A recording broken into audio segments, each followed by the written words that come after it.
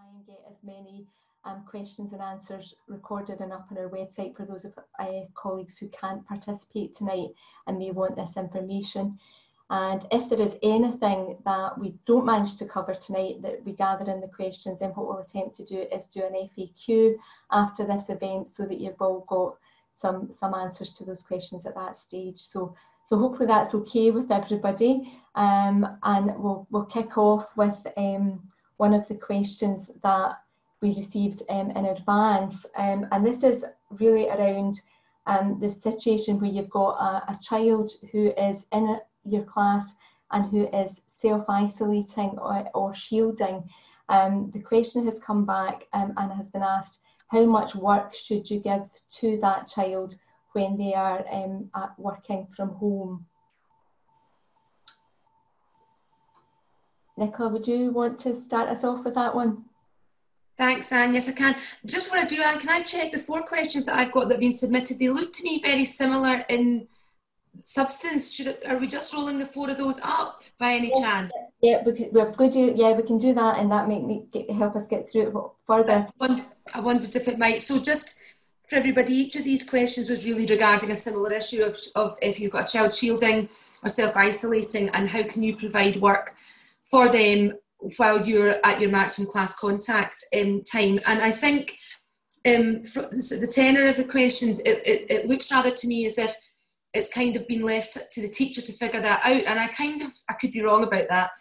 But I suppose my first response is I think it has to be a multi-pronged approach, but I think it has to be a whole school issue, that it can't just be left to, if you happen to have a child who's shielding. Now, I think the shielding children and the self-isolating children, the issue is slightly different. For self-isolating children, your provision is maybe a maximum of 2 weeks, whereas if it's a shielding child who's going to be off the duration, that's obviously, the inputs perhaps needs to be more input from the teacher on a longer term basis. But I think the school needs to have a policy as to how is the school catering for the children. And I think it needs to be a collegiate policy that's discussed with the whole school. What's manageable? What's manageable for the class teacher? What's sustainable for the class teacher? And I think, that if you can develop whole school guidance on that, then that whole school guidance should be made available for parents as well, so the parents know exactly what's happening. So in my own school, for example, we have almost a tiered system. So for children who are off self-isolating individually, we had put learning grids on our school app during the lockdown, and we basically purposed those for the children who are self-isolating now. And there's about 10 weeks worth of work there. So you may not have operated that system, but I just offer it as an example. So what that means is all that work that was done earlier in the year can be used again. It's not just lost. And perhaps it helps to take the pressure off teachers who are trying to teach the class in front of them and cater for a learner at home. So is there any scope in your previous arrangements to repurpose and reuse the work that was there? I think that the use of the online resources that were just discussed by our Education Scotland colleague, I think directing children to that would be really important as well. I think there's a slight misconception, and I totally understand why people think this is the case, and say, well, how can I do that? I'm up to my maximum 22.5 hours class contact time. I think, unfortunately, the answer is actually it doesn't come out of your class contact time, but actually it would be part of your preparation time, possibly, which is 7.5 hours a week. Now, if I were being told that answer, I probably wouldn't be very happy with it. But what I would recommend to colleagues is, if that is the case, that you're going to use some of that 7.5 hours per week to cater for a learner at home, cut down on your preparation for other things. Try and do, and I think that's where I came in with a multi-pronged approach. I think it's good to look at what can I do as a practitioner to make life easier for myself. I think that's a really reasonable professional question to ask. What do I need my school to do, and what can national agencies do to help me with this situation? So if it's me and I'm stuck and I'm thinking, oh gosh, I can't fit all this in, I would seriously cut down what I was doing. I would look at presenting lessons to my class that still deliver the same learning, but don't demand the same amount of preparation from me. Because I think our mental health and our physical health is really important, and we cannot support learners in front of us or at home if we are not well. Our health and well-being is really important. So I would say be kind to yourselves. I would say don't, that thing that they quite often say, if it feels normal, you're doing something wrong. It shouldn't feel normal just now. You should feel like you're maybe doing a bit less of some things in order to compensate for having to do a bit more of that. So I can't elaborate much longer, or I would take up all the time. But I'm just hoping that might be a little bit of a direction for people. But I think it's very important that you're supported by your SMT in this. It shouldn't just be left to you as if it's just a lottery that you happen to have a shielded child in your class. It should be a whole school approach. Now, in terms of if perhaps you have any colleagues at home who are self-isolating, my understanding is they will be working from home unless they're unwell. So it could be that those colleagues can provide a bit of support for a child, because part of the question was, how do you provide feedback? How do you provide explanation? So if you do have that, perhaps that might be a way of coming around that.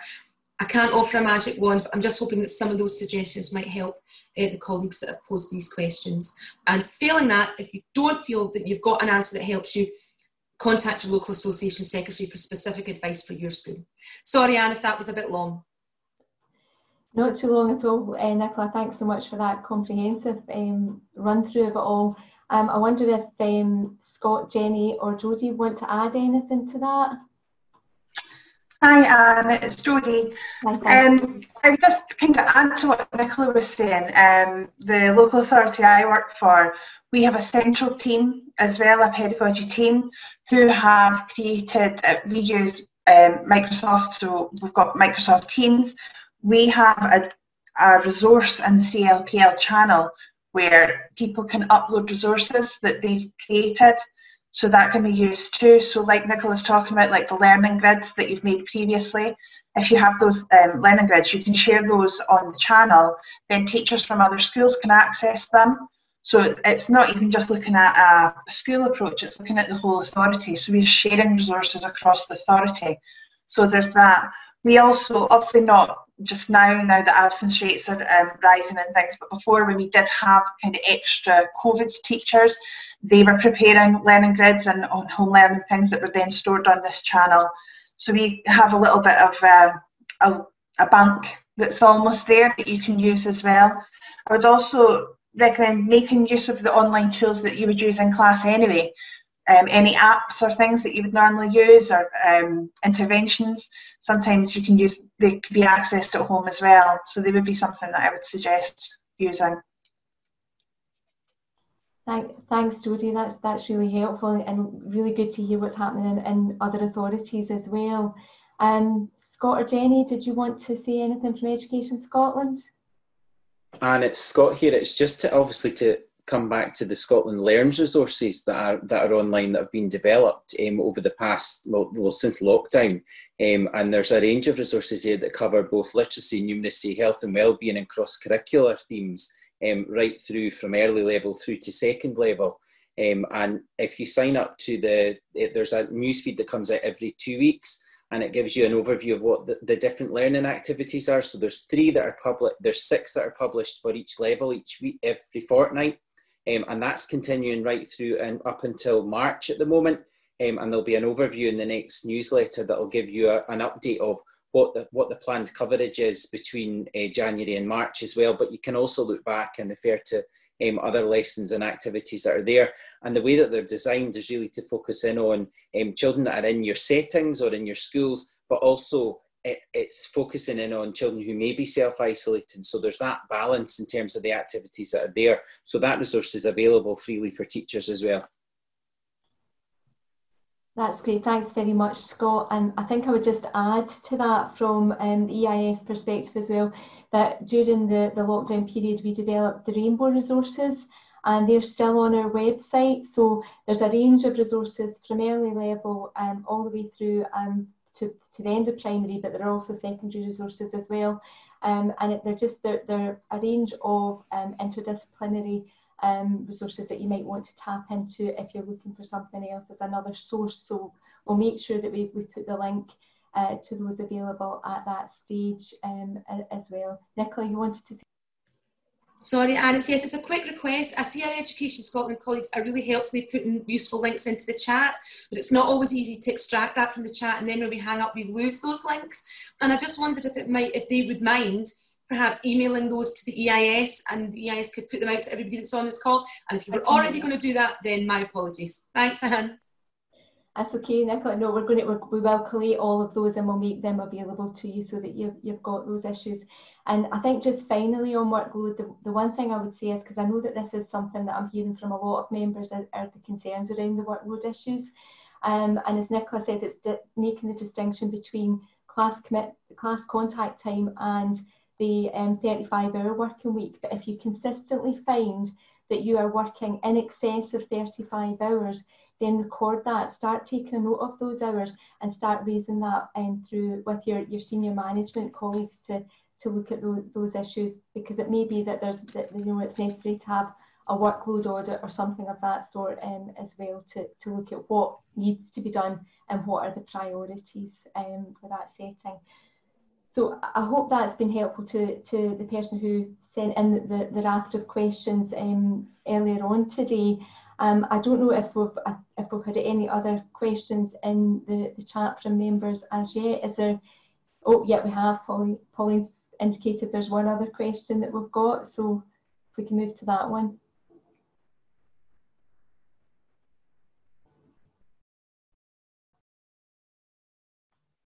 Pauline, have you got that question? Yep. Can you hear me okay? So I'll just read it out, Jan. It's asking if supply teachers can access the links on the Education Scotland website.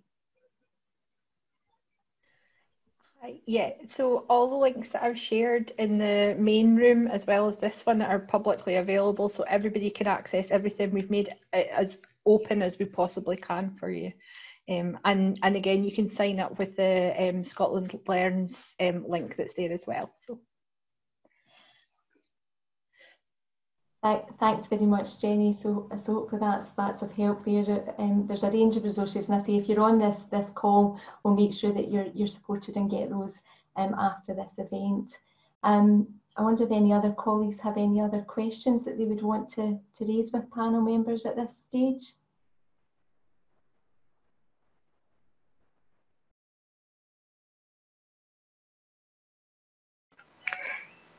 There's a danger, colleagues, if you don't ask questions, somebody will start to tell jokes or sing songs. So this is your opportunity to ask people the questions that have been burning.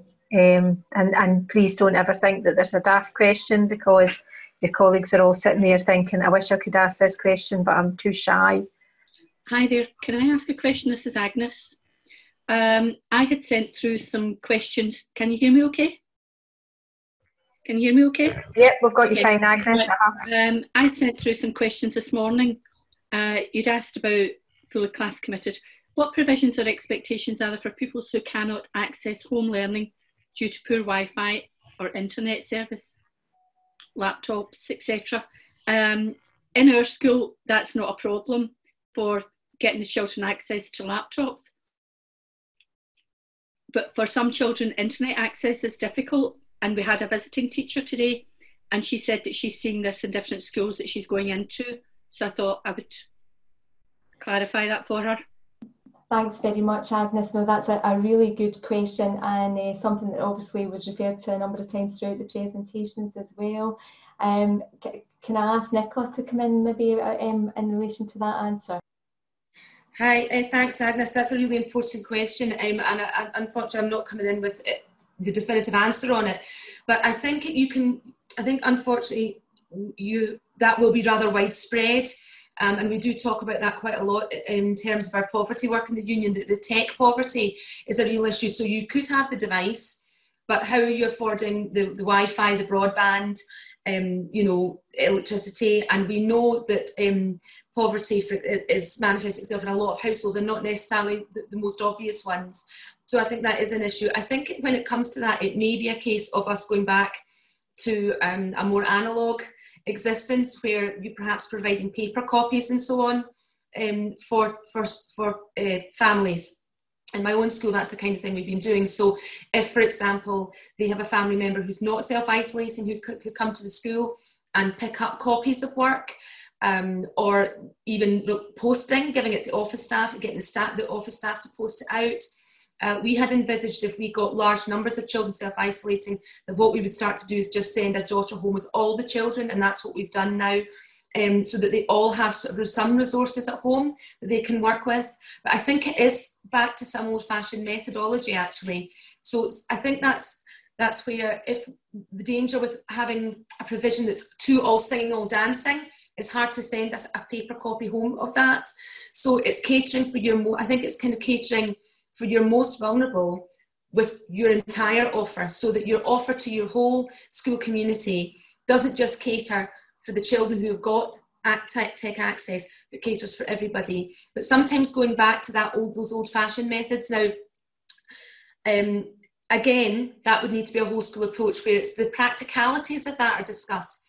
Who's posting it, or who's dropping it off, or who's arranging for the pickup, because if you're in class you can't. But I think it's again going back to make sure that your whole school community and the management team are supporting the teachers as much as they possibly can in getting that work home. But I suppose what we've done in my own place is that's what we've done. We've gone back to paper for those children that can't access. There is a rollout of tech coming, which includes Wi-Fi boxes in Glasgow where I work, but that's not happened quite yet. So where it hasn't happened, I think the old-fashioned methods are sometimes the only option open to us, but somebody else has probably got a much more imaginative way of solving that. That's brilliant, thank you. If no one has any other questions, I had another one. I don't like to use the word sanctions or consequences, but there are a lot of children who regularly disengage with home learning, and how do we monitor that and how do we support that across a wider spectrum rather than just within your classes? We had a request today to find out how many children had accessed and engaged with the home learning, and it was about 50 to 60% in our school. Some schools had a lot less when I was looking at reps' replies, and it's just a bit concerning that there are still children who are not accessing, and teachers who are working a lot of hours to send work home for children who are either isolating or self-isolating for health reasons, but we're not getting anything back. And when do we have to, when do we say, well, enough is enough? They're obviously not coping with that. That's a big concern for teachers. Thank you. So Agnes and Anne, I'm going to say to you, I don't know if you spotted, but we're going to be kicked out of the breakout rooms in just a wee second. I think we've got that question there, and Anne, we mentioned at the beginning that any other questions we'll look to form a frequently asked questions part of this, and we'll send that out following this, because there's a couple of questions have come up in the chat that we'll pick up too. Okay, thanks Susan, thank you. That's great, and as I say, if your question hasn't been answered, we will, as Susan's indicated, get that back to you. I think people are now disappearing off our screens, so we'll see you back in the main room. Okay, thank you.